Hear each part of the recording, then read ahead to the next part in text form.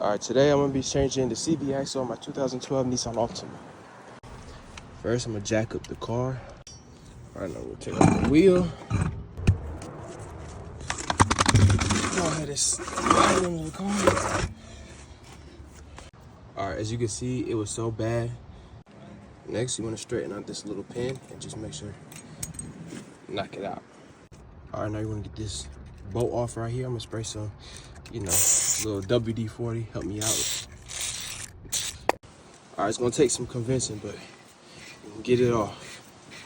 Next, we're going to use a screwdriver and free this brake line right here. Just pry up the edges real quick. You should be able to pop it out.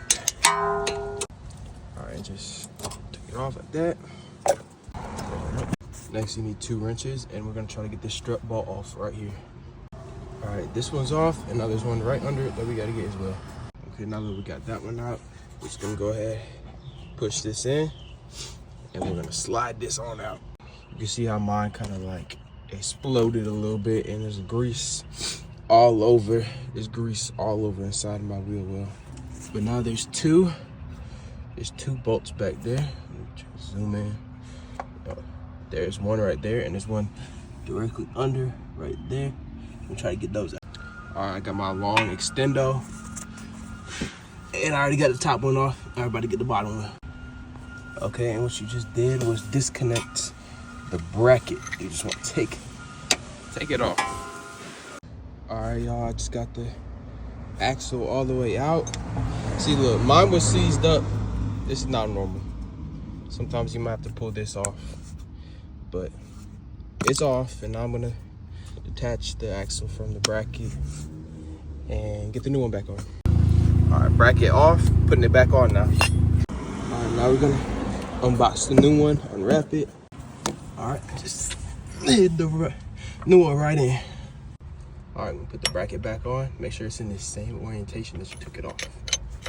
Make sure you got it tightened at 18 foot-pounds. Then we're good to put the strut bolts back in. There's 1 and 2. Then you're gonna take your big man torque wrench, torque it down to 103 foot-pounds. Now we can go ahead and put this brake line back in, all secure. Your new axle should have came with one of these brand new axle bolts. Just gonna make sure you get it on there. There's nothing in the way, and it threads correctly.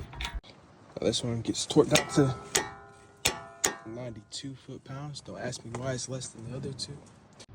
Your axle probably came with this little thing called a lock washer. Just gonna put it right on there, and then should have came with a brand new pin right here. Just gonna put it right through. That little lock washer is not 100% necessary, but this little pin right here definitely is. We're just gonna, get it in all the way and then bend it down. All right, got it all bent down like so. Stay tuned for the fix of this little thing later. You can go ahead and put the wheel back on and then let the car down. Okay, everything's back on the car, all in order. I went on a little drive to test out the car. It's all good now. Make sure you go get an alignment, because my alignment is now a little bit off. So I just wanted to add, I know the video looked like it was very short and sweet, but it actually did take me like 2 hours to get everything done.